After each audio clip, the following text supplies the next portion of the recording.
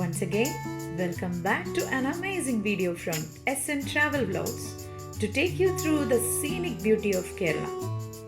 ഇന്നത്തെ നമ്മുടെ വീഡിയോ ഒരു ഷോർട്ട് ആൻഡ് സ്വീറ്റ് വീഡിയോ ആണ്. തമിഴിൽ നിന്ന് തന്നെ മനസ്സിലായി കാണുമല്ലോ ഇതേതാണ് സ്ഥലമെന്ന്. കേരളക്കരയിൽ എന്തായാലും ഈ സ്ഥലത്തെ പറ്റി അറിയാത്തവരായി ആരും തന്നെ ഉണ്ടാവാൻ സാധ്യതയില്ല.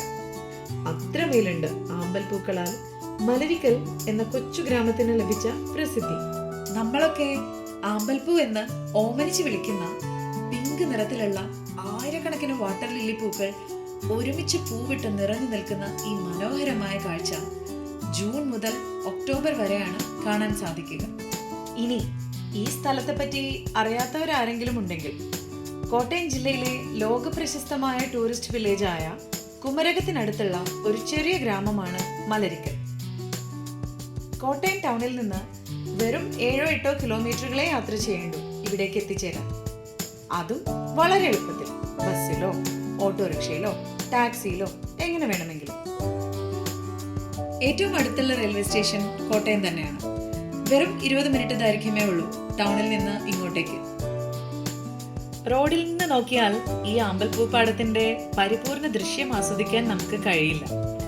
അതിന് നമ്മൾ വഞ്ചിയിൽ കയറി പോവുക തന്നെ വേണം. റോഡിന്റെ സൈഡിൽ തന്നെ ധാരാളം വഞ്ചിക്കാരെ കാണാം. നമ്മുടെ സൗകര്യാർത്ഥം പ്രൈവറ്റ് ആയിട്ടോ ഷെയറിംഗ് ആയിട്ടോ ആമ്പൽപ്പാടത്തേക്ക് വഞ്ചിയിൽ കയറി പോകാം. പിന്നെ ശ്രദ്ധിക്കേണ്ട ഒരു കാര്യം, രാവിലെ നേരത്തെ എത്തുന്ന രീതിയിൽ വേണം യാത്രകൾ പ്ലാൻ ചെയ്യാൻ. കാരണം ആമ്പൽപ്പൂക്കൾ വിടരുന്നത് നേരം വെളുത്ത് ഒരു 6 മണി മുതൽ ഏതാണ്ട് 9 മണി വരെയൊക്കെയാണ്. ആ സമയം കഴിഞ്ഞാൽ സൂര്യപ്രകാശത്തിന്റെ ശക്തി കൂടുന്നതിനനുസരിച്ച് പതിയെ അവ കൂമ്പി തുടങ്ങും. മിഴിവാർന്ന സൂര്യോദയത്തോടൊപ്പം ആമ്പൽപ്പൂക്കളുടെ പിങ്കിഷ് വൈബ് ഒക്കെ ആസ്വദിക്കാൻ രാവിലെ നേരത്തെ ഒരു 5-5:30 മണിയോടെ എത്തിച്ചേരുന്നതാണ് ഏറ്റവും നല്ലത്. പ്രൈവറ്റായി ഹയർ ചെയ്യുന്ന വഞ്ചിക്ക് ഏകദേശം 1000 മുതൽ 1500 വരെയാണ് ചാർജ് ഈടാക്കുന്നത്. വള്ളത്തിന്റെ അവൈലബിലിറ്റിയും സന്ദർശകരുടെ തിരക്കുമൊക്കെ അനുസരിച്ച് ഈ റേറ്റ് കൂടുകയും കുറയുകയും ഒക്കെ ചെയ്തേക്കും. ഏതാണ്ട് 1 മണിക്കൂർ സമയമാണ് നമുക്ക് പോയി വരാൻ എടുക്കുക. കുട്ടികളും പ്രായമായവരും ഒക്കെ കൂടെ ഉണ്ടെങ്കിൽ കുറച്ച് വെള്ളവും സ്നാക്സും ഒക്കെ കയ്യിൽ കരുതുന്നത് നല്ലതാണ്.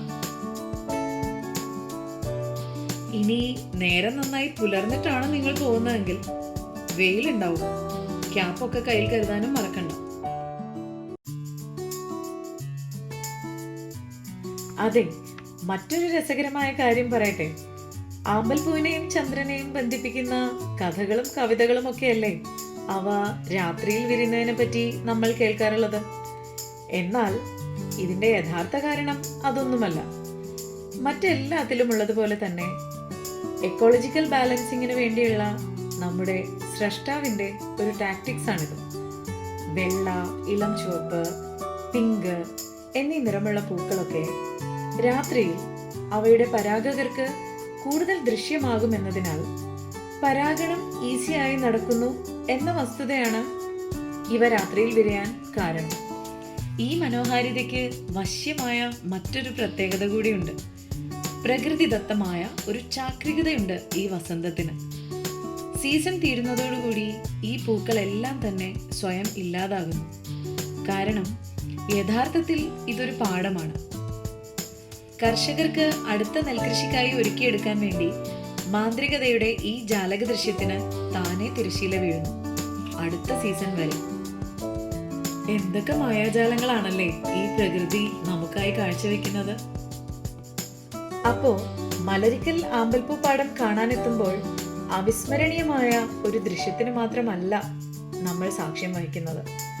അതിനോട് ചേർന്ന് കിടക്കുന്ന ഐതിഹ്യങ്ങളും മണ്ണും മേയും ചേർന്ന കൃഷിയിടങ്ങളും സാമൂഹ്യ ഭാവങ്ങളും ഒക്കെ നമ്മിലേക്ക് പകരുകയാണ് ചെയ്യുന്നത് മലരിക്കൽ.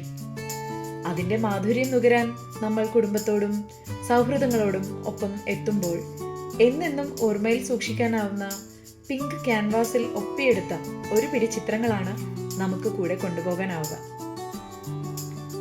നമ്മൾ എന്നും മനസ്സിൽ താലോലിക്കാൻ ഇഷ്ടപ്പെടുന്ന ഒരു ഓർമ്മയായി മലരിക്കൽ മാറുമെന്നത് നിസ്സംശയകരമായി പറയാനാവുന്ന ഒരു കാര്യമാണ്.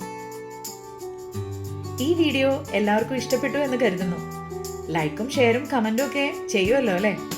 അപ്പോൾ മറ്റൊരു കണ്ടന്റുമായി അടുത്ത വീഡിയോയിൽ കാണുന്നത് വരെ signing off SN travel vlogs.